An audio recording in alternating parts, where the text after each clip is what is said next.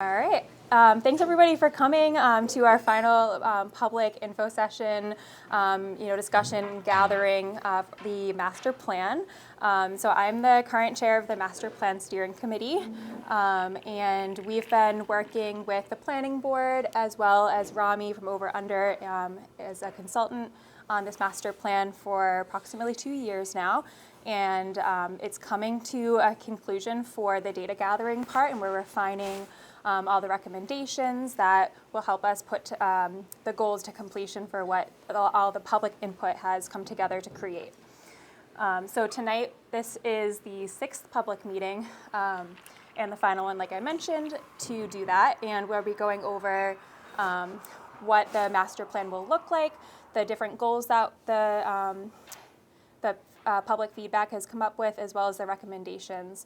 And we'll be doing 2 hands-on activities, so stick around for that. We'll have some stickers, because that will help us even further refine what everybody's priorities are based off of the recommendations. So in between the presentation and the activity, we'll have a Q&A if anyone has questions, but always feel free, during the activity, to ask any questions you have as well about the process and how it's all happened and what our plans are.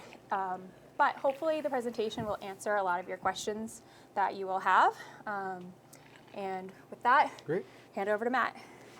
All right. Thank you so much. Again, I'm Matt Brenner. I'm the planning board chair here in Lunenburg. And what I really want to do is say thank you so much for coming out tonight.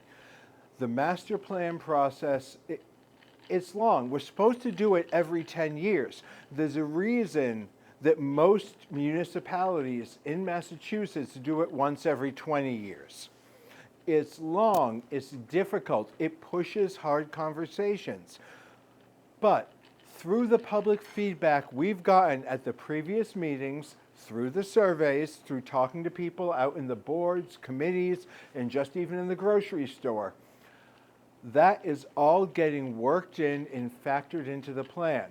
And you're going to see a lot of things here, and then you're going to have the opportunity to give some final feedback. Deeply grateful. I see faces here that I've seen just about every meeting. I see faces here that are much more fresh in the process.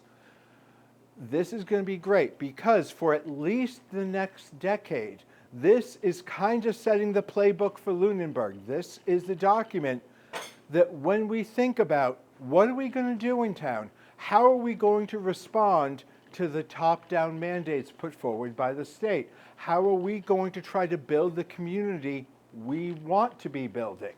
What are we going to protect? What do we not value anymore? Those are decisions we have to make, and having a playbook means town government gets to respond based on the needs and wants of the citizens. Thank you so much for joining us. If you have any questions, feel free to hunt me down tonight, and I'm going to hand it over to Rami from Over Under, who is the head of the crew that we've been hiring to help us with this process. Thank you, Matt. Thank you, Kim.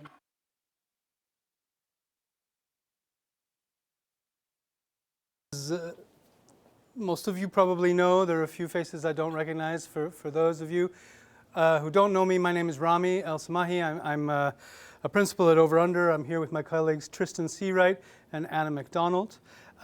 We've also been helped along the way with by RKG, who do a lot of economic planning work, and Innes Associates, who are specialists in land use planning as well as zoning and zoning reform. So the agenda, we're going to hopefully keep this to 30 minutes or under, which means me talking at you for 30 minutes. I'll try to be briefer than that, followed by any questions you might have, sort of questions especially questions for clarification. If you don't understand something, you're also welcome to say this is a terrible idea or I really love that idea, but there's an opportunity to do that afterwards. So this part is most useful if it's sort of clarifying questions, so you can then tell us why you think it's a really bad idea or a really good idea. That'll be followed by 2 breakout sessions where we'll sort of use these back tables, and you'll have an opportunity do that with a group of colleagues, and then a second one at a different table with a different set of recommendations. We'll then sort of share out and then quickly just talk about next steps. I wanted to talk a little bit about, what this is and what the plan is. As Matt alluded to, this is kind of a shared community vision for long-term development. We usually think of it in terms of 10 years. It's not uncommon for it to be a 15-year and sometimes a 20-year plan, but really I think a 10-year time frame is a useful thing. So let's think, 2025. So we're thinking really, 2035, 2036 as sort of the end of the road, so to speak. In terms of our schedule, the effort was intended to be 2 years long. For a number of reasons, this process has been extended, and I think in the end will be much closer to 3 years. But along the way, we've really gotten to know the community and heard from the community in different ways. We sort of started out with discovery, and then sort of testing and the recommendations, and we're now sort of at the home stretch in the report phase. What is the report? The report is essentially it's the document that we hand to the town. We hope in December. It's sort of composed of an executive summary. It's going to tell you exactly what is on in the book at a very high level, and then sort of go through the community outreach that we've discussed, that we've been through together. Existing conditions report, which we actually did and submitted about a year and a half ago, and you can find it on planlunenburg.org. And then sort of just highlighting the goals that have, the sort of 8 goals that sort of shape the master plan. And then the meat of the plan is the recommendations that have come out of that effort and that are shaped by the goals. And that's what we're going to do tonight, is really talk about those recommendations. And then the last part of the plan is how it's going to be implemented. And I'll talk about that a little bit tonight as well. We have done, and some of you know because you've been with us from the get-go, we've done quite a bit of community outreach, showing up at Shrieks and Creeks and Homecoming and handing out goodies and posters and postcards, communicating with people online. We set up planlunenburg.org a few years ago. It remains a living document and a great place to sort of get the latest information about what we're doing. We've had 3 digital surveys, as well as this is sort of the 6th public meeting, and I think up to now 15 master plan steering committee meetings. In total, about 1,300 touch points along the way. And I won't go through this now, but I think this has given us I suppose one thing I should say is we've been developing the recommendations and meeting with the master plan committee to refine those. In August, we sent those out to 30 committees and organizations in the town, and have really benefited from the feedback from those committees as well.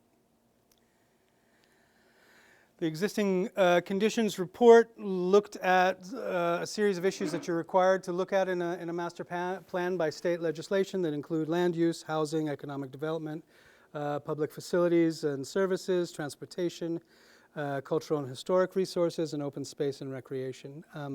As I alluded to, that plan is up online. I don't want to get into it too much today, but between the community engagement and the sort of doing our homework to create the existing conditions report, we sort of arrived at the 8 goals that have really shaped this plan. And I'll just sort of run through them for you, and then we'll sort of come back to these quite a few times tonight. Support a range of housing options for all ages and all income levels.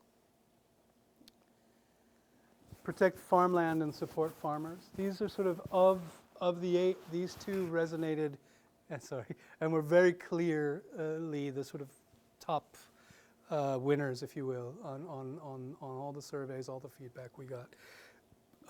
And they touch on 2 things that are very clear. They're clear in the data, they're clear from talking to people. It's becoming increasingly difficult to afford to live in Lunenburg. People like to live in Lunenburg, but prices are rising, which is a good thing in many ways, but also a bad thing. It's difficult for younger families, for example, to afford to live in Lunenburg. And it's increasingly difficult for senior citizens to live in Lunenburg. So those are sort of 2 particular constituents that we sort of are trying to be mindful of as we move forward on the plan. The second thing is, one of the reasons you all like to live here is the farmland and the open space, that this is really the sort of agrarian pastoral landscape is one of the key things that you're either born here and love it, or you were drawn to Lunenburg specifically for those reasons. So making an effort to preserve those is something key to a large majority of the respondents. Encourage small business development, particularly within existing communities. I just want to stop and say thank you, JC and the Roastery, for having us tonight, because this is a great space, with great coffee, and just the kind of small business and community effort that this is exactly talking and speaking to. Build upon efforts to improve natural open spaces and recreational opportunities. So this is your conservation areas, your recreational areas, using the ones you already have, improving them, creating trailheads, connecting trails, perhaps even bike trails in some of the areas, as well as sort of improving your sports and recreational areas. Support community gathering areas. Now this is a little different. This is not necessarily sort of going out into nature, but this is more about having a communal area, a town green, or a sort of a place where you can go to see people on a daily or weekly basis, but also a place to gather for key celebratory events, for example. Optimize the use of municipal buildings and properties. Now I know this is a long and ongoing issue in the town. When we first interviewed for the job and when we first had the job, this was sort of one of the things that we were asked specifically about, that there are a lot of properties that the town owns, probably more than that we have budget to fix in the next 10 years. So how do we prioritize the ones as a community? How do we decide which ones are going to be the priorities sort of moving forward? And I think that's one of the discussions we'd really like to have with you all tonight. But, sorry, having a plan, having a way to evaluate which are the most important and why is absolutely crucial. Otherwise, it'll always be a kind of ad hoc, this one's roof is leaking, this one's on fire, let's throw money at it, rather than what is their sort of long-term vision? Does it support the values of the community that we've established? And I think having the latter is the way that you want to go, rather than being always reactionary. Relatedly, improve school facilities, funding, and opportunities. You have a fantastic school system. Some of the buildings are at the end of their sort of first cycle of useful life. What happens to those buildings and the kids who are using them moving forward? Oops. And then finally, the last one is slightly nebulous, but it's sort of a catch-all, sort of foster safe and resilient town infrastructure. And by that I mean making sure children can walk and bike to school safely, but also making sure that your your infrastructural systems are kind of sound, both from an ecological point of view and just from a kind of hazmat point of view. So, I mean, sewer systems in particular, something you want to make sure you prioritize, as well as just sort of thinking about how you move forward through the lens of, sustainable practices moving forward. And I'd say in some ways you're already ahead of the curve. You already are a kind of green community, but how can you improve on some of those things? From those 8, we have we have arrived at about 80 recommendations, 50 of which are what the Master Plan Committee has identified as must-haves, and 30 are sort of nice to have. For each recommendation, you'll have something like this. It'll be a page or a card or something where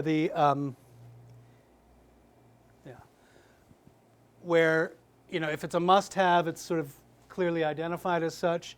There's kind of the recommendation itself is a single sentence description, some sort of accompanying image, then a much kind of a longer description, if you will, of the recommendation at hand, and then 2 kind of important things. One is time and money. Yeah, these are sort of always the things that control all of life's decisions. We have a short-term, medium-term, and long-term, a low cost, medium cost, and high cost. These are working numbers, but generally short-term we're looking at 1 to 3 years, medium 3 to 7, and over 7 is long-term. In terms of funding, a low cost would be something under 100,000. Medium is sort of 100,000 to $1 million. And anything above $1 million is a high cost. We might tweak those numbers slightly. We're looking for feedback from different sort of areas of the town and town staff to help us kind of establish what those parameters are. But that's, we've worked in other plans. These are reasonable kind of parameters for a town your size to be thinking about. Loosely, at least the first 2 are things that can definitely be covered in a kind of operational budget kind of way, rather than the high, which will be sometimes covered in operations, but probably not always. And then other pieces of this are sort of, I alluded earlier to the housing, open space, land use, and other parts of a master plan. This is just sort of touching the plan areas that are relevant. And then I think importantly is sort of possible funding sources. So it could be either a town operational budget, but also are there grants for this particular recommendation, or are there other ways to think about it? Are there state avenues to pursue?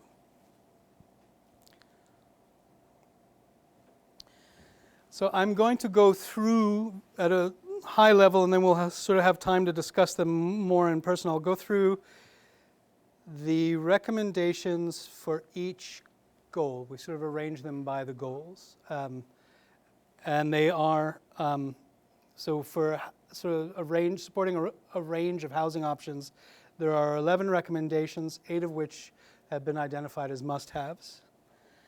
I'll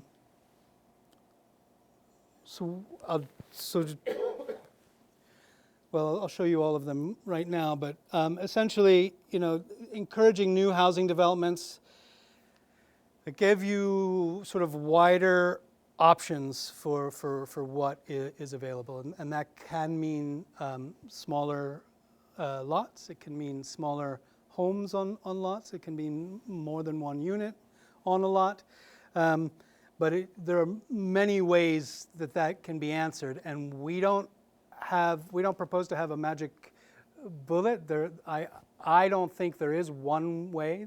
I think it's actually a series of options, and you have to essentially explore and find which ones work for your community. And it's some combination of changing some of your bylaws in certain parts of town to allow for certain things to happen, and then seeing what the market does with those changes. One thing that the planning committee sort of spoke to very clearly is that they want any sort of new housing developments, particularly of a certain scale, to be better incorporated with the existing open spaces. If you're building adjacent to a farm or to a conservation space, that you should take into account, if you're building, let's just say, more than 10 units in a new subdivision, that those units and the open space of those individual parcels be arranged in such a way that there remains sort of opening and continuation for trails, but also for flora and fauna, right? The sort of the more connected pieces of landscape you have, the healthier biodiversity you're going to have as a community. Just connecting simple pieces of greenery from one open space to another all of a sudden increases your potential biodiversity dramatically. So that's something that we heard very much. And I'm going to highlight one of the others is, consider providing tax relief for senior citizens. So as you can imagine, as the value of property increases, the tax rates also increase. And for folks on a fixed income, that becomes a greater burden. So that might be something to consider. Another one, and it was not without controversy, but I think, and maybe that's one of the things we discussed today, is sort of allow people to have a temporary dwelling unit on an existing, if they purchase a property and are building on it, have for a fixed period of time the ability to live on the property while they're building their home. Another one is sort of establishing an affordable housing trust to help people identify funding opportunities. So it's not to create the funding for them, but if you have an affordable housing trust, you then can it becomes a clearinghouse for options for new homeowners, for example.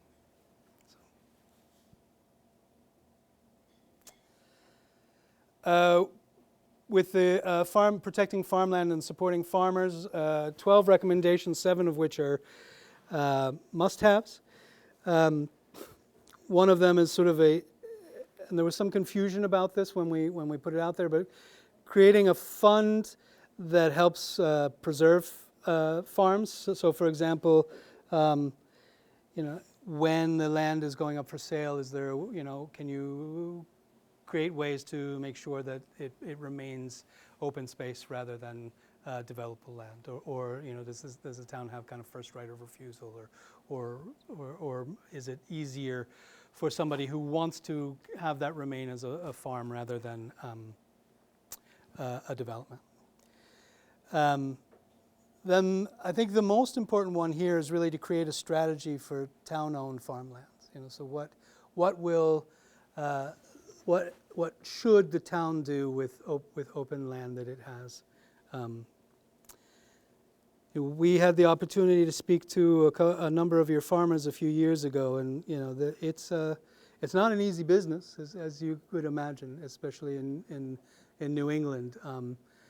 There are certainly things that we as a community can do to help make it easier, but the margins are fairly tight. So if it is something that as a community you value having in your community, what are the things you are willing to do to have it remain part of your community?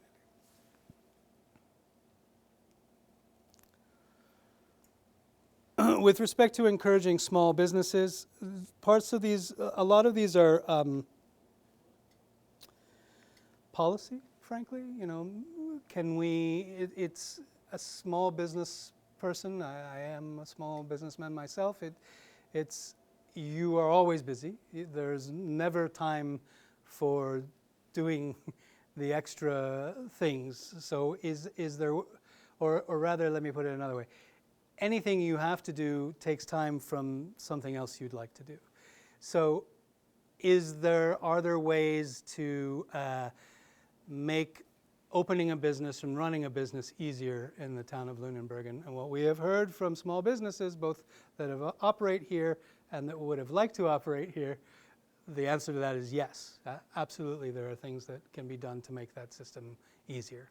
And that means sort of streamlining, permitting, knowing where to go, online for particular things. So some of that, it's not sexy planning, but it's super essential for all sorts of businesses, particularly small businesses. And then there are other parts that maybe are a little sexier that have to do with sort of establishing areas, and you sort of have the beginnings of some of those areas already that are kind of places where small businesses are sort of going to want to be, and the obvious one is the town village. That's a fantastic, almost walkable area, right? It's just a few tweaks, a few more sidewalks, a few more crossings, and you've got a sort of, within 10 minutes you can sort of be from the school to Ritter, from town hall to the library, and those are sort of opportunities for investing in the sort of infrastructure that would allow more businesses to be in that area. And the more businesses that will be in that area, the more people will want to be there, and there's sort of a knock-on effect.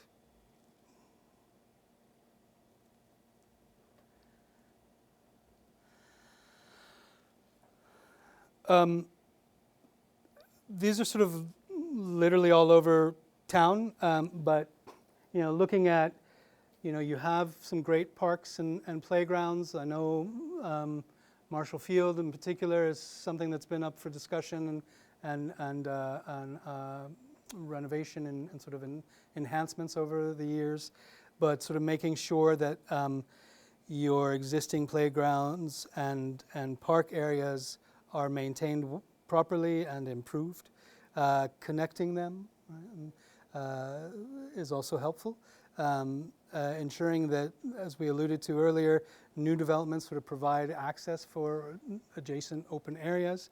And then I think, there's the town beach has got some very specific issues. There are definitely, it's a wonderful asset.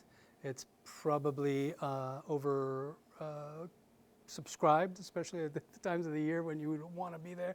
The distance from the parking, which is quite tight, to the actual beach, the accessibility issues are a part of that as well. But sort of assessing and kind of providing better parking and accessibility to that area in particular is one that is quite clear. And then sort of a higher level, kind of thinking about sort of resiliency strategies for conservation land. It's sort of a way to think about protecting not just your open spaces, but also your homes. It was a few years ago when we started working in Lunenburg. There were quite severe floods in adjacent cities and towns. Luckily, Lunenburg was, not too badly affected, but that doesn't mean that you're safe, in perpetuity. I think thinking about flood issues is something you definitely need to have in a 10-year plan. So,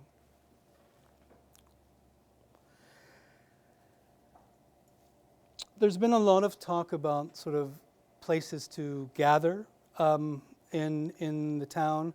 One of the big sort of reasons for that was to find a place that the whole town could gather for the 350th anniversary. I understand that that's been sorted-ish, yeah? So maybe that's not a necessity in the plan, but nonetheless it's worth kind of thinking about the open spaces you have. You have where the gazebo is, for example. It's a lovely green, very difficult to get to, not safe to access, and not necessarily in the center of the center. It's a little bit off the center.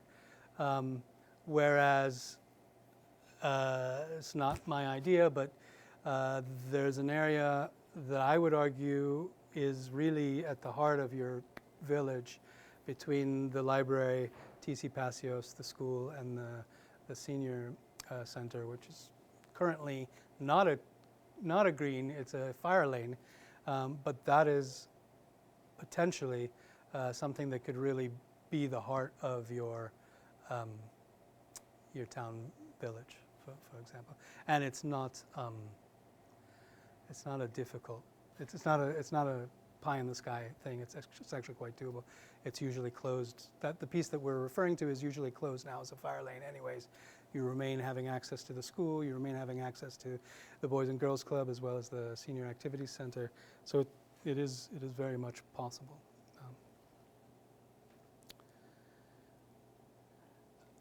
I refer to the sort of issues with the municipal properties and buildings, and sort of prioritizing those. One of the exercises we'd like to do, if you're interested in this topic tonight, is to sort of talk about identifying some of those as what would be your priorities, if you are.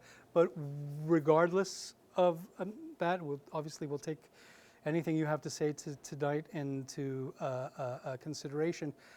But I think first and foremost, I think you as a community, and we're happy to help develop this, is identify what those priorities are and have a plan for the first 2 to 3 projects that you are as a community committed to funding in the next 10 years.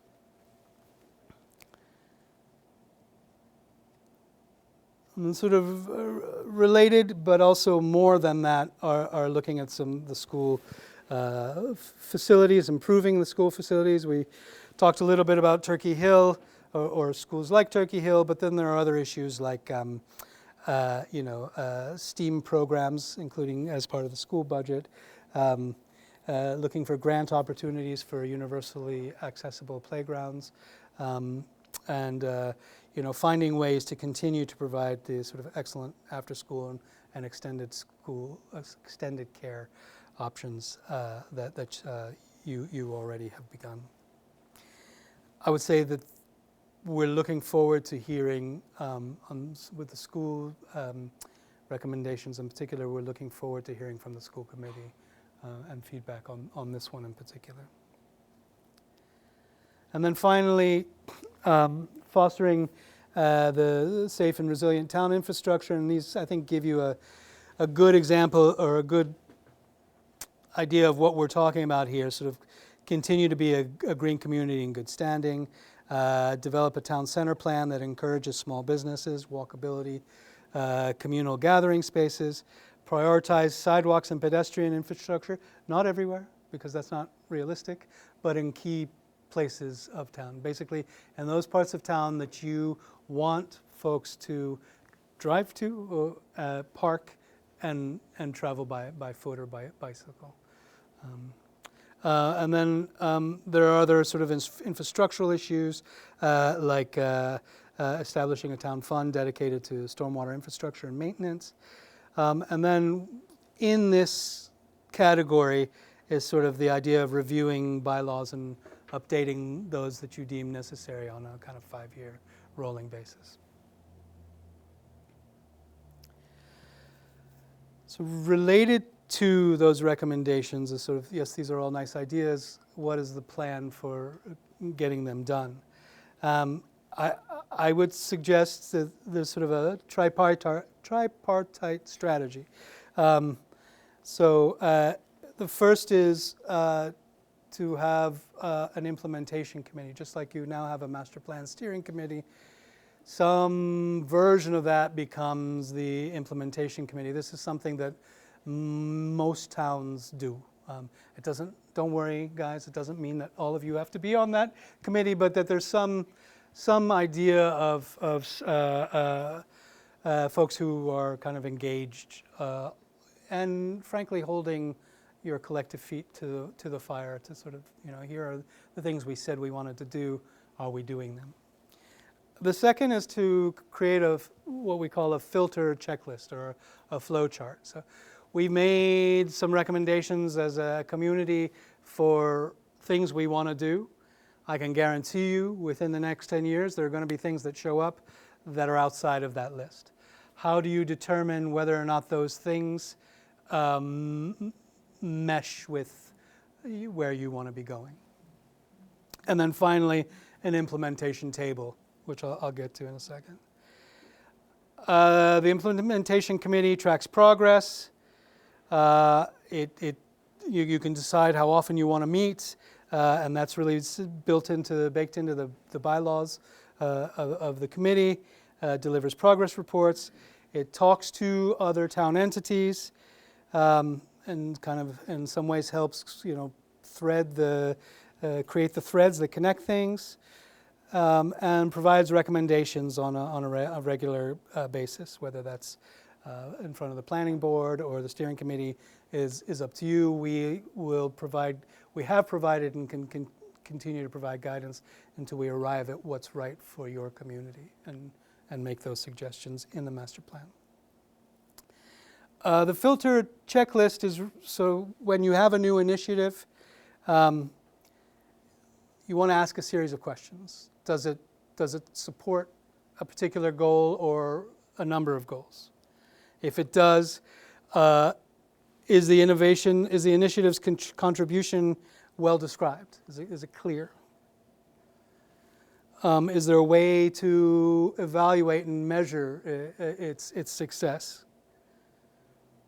And then is there a plan that will kind of encourage the positive and discourage the negative effects of it? And sort of, if the question is yes, you sort of move forward. If it's no, you kind of take it back one step. Again, this is not things we're making up. These are things that have been sort of tried with communities, much like yours, as ways to kind of make sure that all your great ideas, that give them a better chance of sort of not being put on a virtual shelf and being out there in the world. And then the third thing is an implementation table. This is not the world's most exciting thing, but it's really one of the most crucial parts of it is a long list. It's with every recommendation, it'll have a series of things. So identify the goal, the recommendation itself, identify who is the leading entity in town and who are the supporting entities, identifying funding sources. Are there any prerequisites that are needed to make it happen? What are the required human resources? So is it volunteer committees as well as town staff? And what plan areas does it affect? How long will it take? How much money roughly will it take? Is it a one-time thing or is it a kind of recurring issue? And then finally, do you need a town meeting to make it happen? So for all 80 or as many goals as we end up having, that they'll be included in this implementation table.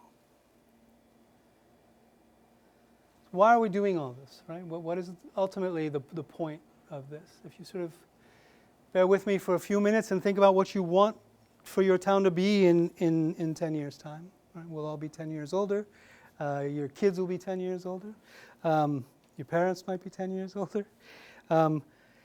Who will be living here? Will there be more opportunities for more people to live here, for a wider group of people? And ideally, yes, we'll sort of have multiple new, affordable housing opportunities, perhaps from multi-units to duplexes, also smaller single homes, but the single homes as well as the single homes that you now enjoy.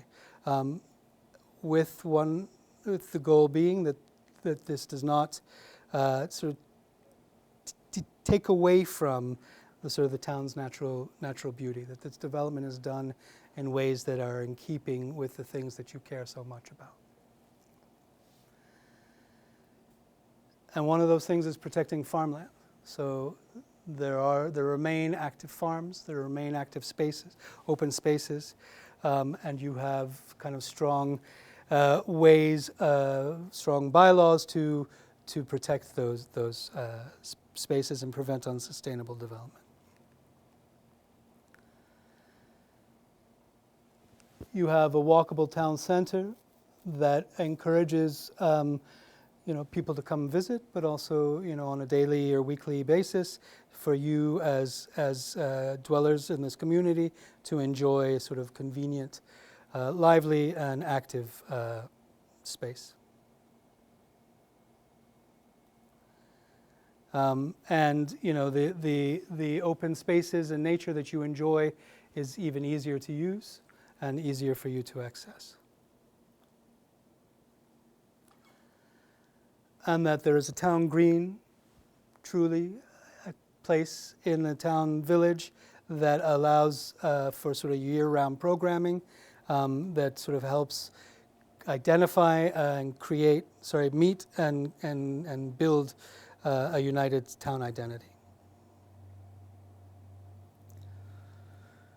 And with a plan, with a clear plan of priorities and ways to move forward and values that shape that plan, you'll have, one hopes, the ability to use your shared money and shared resources effectively in a way that preserves is both sort of efficient but also preserves the town buildings that you care so much about.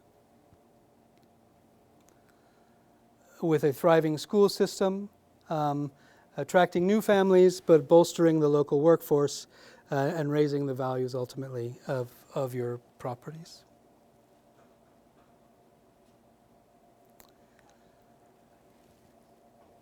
And then related to that is sort of the idea of safe roads, resilient infrastructure, and kind of that is protecting both public and private properties.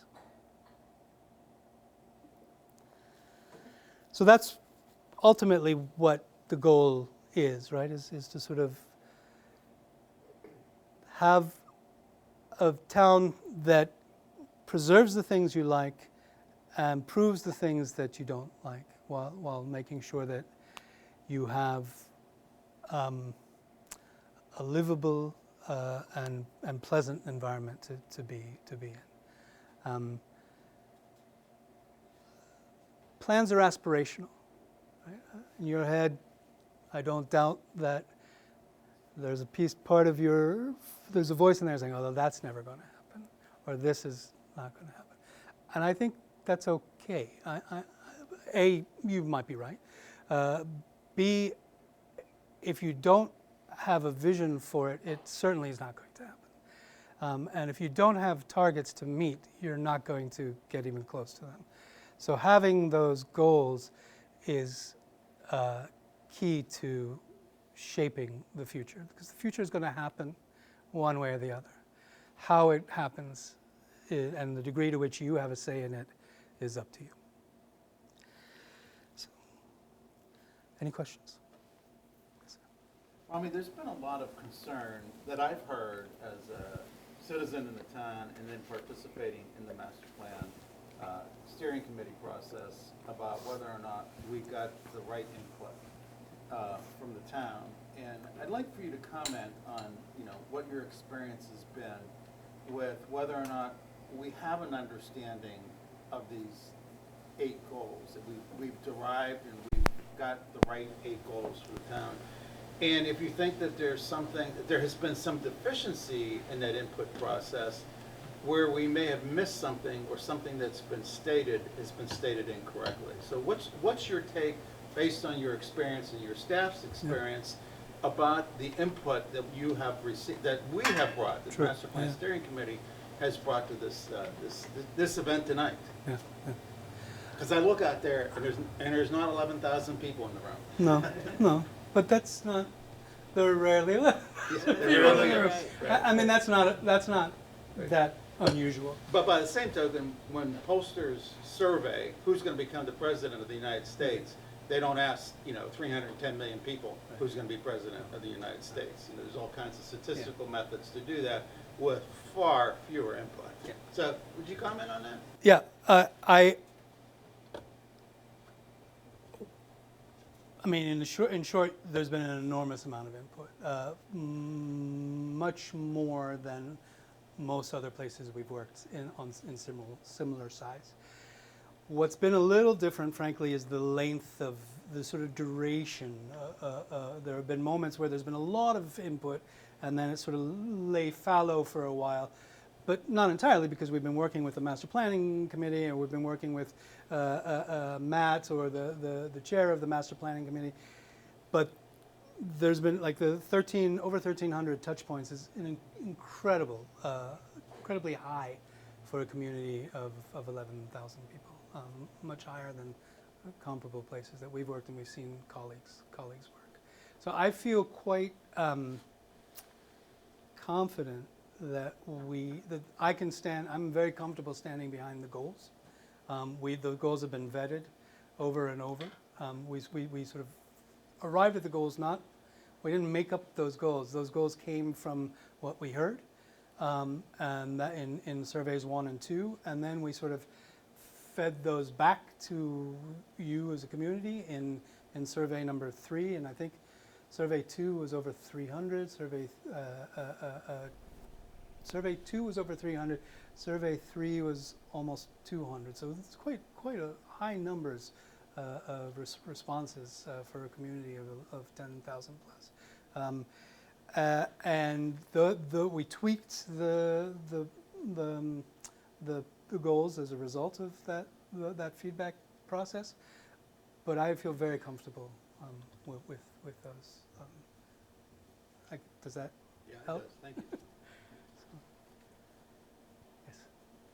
I also wanted to add that in addition to all of the surveys that were put out to the public, that we reached out to every single committee in town, every board, every committee, every commission, to receive feedback based off of the recommendations that were relevant to their committee. And we've heard back from 10 of them, which is amazing, and still waiting to hear back from more. But none of them that have provided feedback have indicated that like these recommendations or these goals are vastly different from what their current board, commission, committee's goals are, or indicated in any way that it's not what they've also heard or had bylaws or things that they've already been working on. So that also gives us a lot of positive feedback from the committees as well. That's a really good point. So we have this massive spreadsheet that Tristan kind of lives in Tristan's brain, but also in a shared document that we all have, and it's as we are getting this feedback, we're putting it into this master file, if you will, and Tristan had sort of a series of categories as to how this impacts: a major impact, minor impact, comment, or no change. No impact at all. We didn't have nothing was identified as major impact. Less than 10 of the recommendations have a minor impact. And there's a handful of noteworthy. That is to say, we're not doing anything that's wide of the mark, right? That isn't where you as a collective community, the community or the committee organizations that are going, nothing seems sort of out of left field, so to speak, which is encouraging.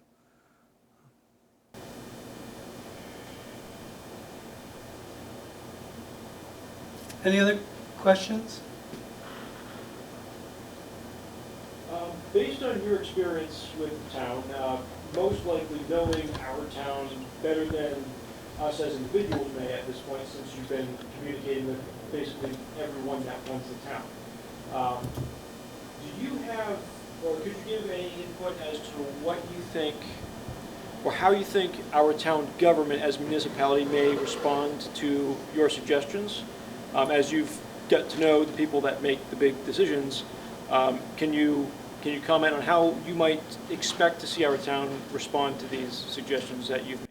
So among the people who've been asked. The town manager was asked to respond, so we have their response, her responses, and we have responses from the select board. And I think both of those, you know, I would say there were places where they, one or the other or both, raised not red flags, but sort of, you know, this is going to cost money, this is going to take time, which is expected and should come from those two entities. But I can't imagine that it's going to be rejected.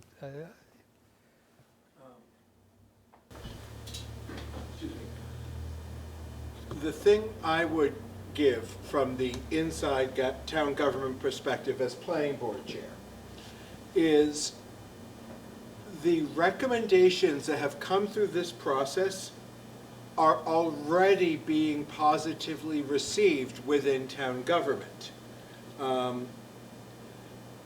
It's really been interesting to watch and see the discussions that have been happening because of the master planning process and identifying these goals are all, before we have a document, just from the act of having these conversations, are already filtering in to several other committees, boards, and the response is positive. Now, if you turn to people and say, are you having a positive response to the master plan's recommendations? They don't necessarily know that. Because that's not, but we're having these conversations and it's going back.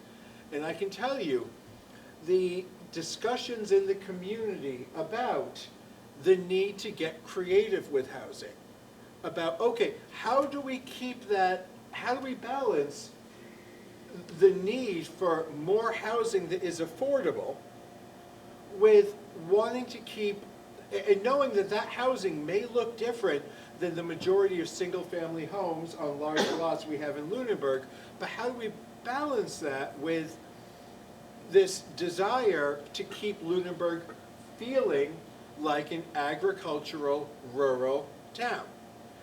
Those discussions are happening about how we strike balance and how we get creative, and it's happening because of these discussions in the master plan process filtering out. So you might see a board or committee say, well, I'm really concerned about this point and how we're going to fund it. That's the job of a board or committee. What isn't as obvious is all the discussions that are happening on the periphery that are extremely positive. And that's been, I think, one of the biggest wins. One of the biggest wins we're going to have is one we've already started experiencing, is that change in dialogue.